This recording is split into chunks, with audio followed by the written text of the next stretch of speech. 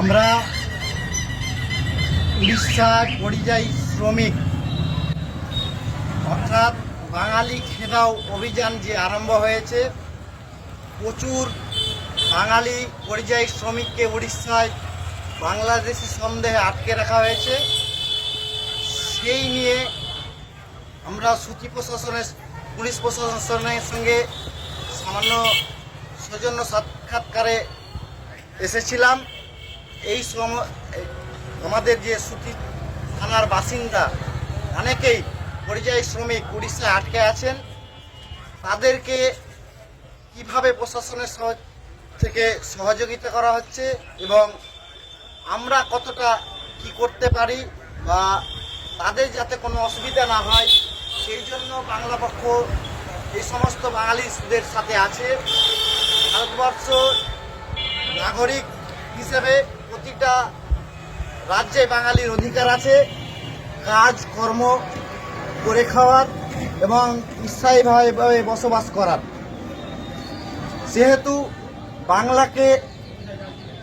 বাঙালিকে বাংলাদেশি বলে উড়িষ্যা সহ ভারতের বিভিন্ন রাজ্যে যে বাংলাদেশি বলে হেনস্থা করা হচ্ছে, তার আমরা সুষ্ঠু সমাধান চাই। আইসি সাহেবের সঙ্গে আমাদের দীর্ঘক্ষণ আলোচনা হলো।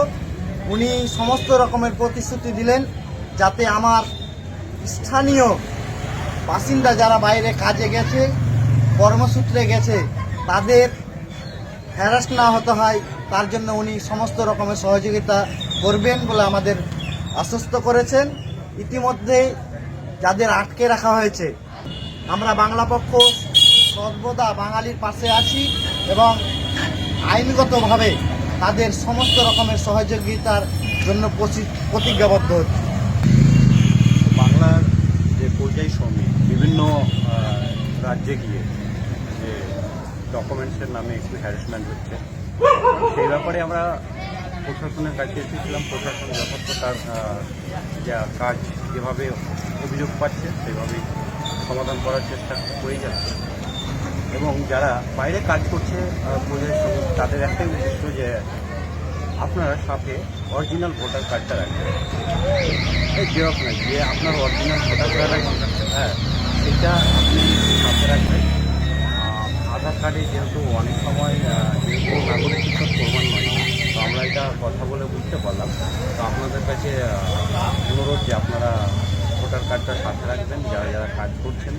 হ্যাঁ, আর পুলিশ প্রশাসন সহযোগিতা করছে, আর আমরা তো আছি। জয় বাংলা। জয় বাংলা।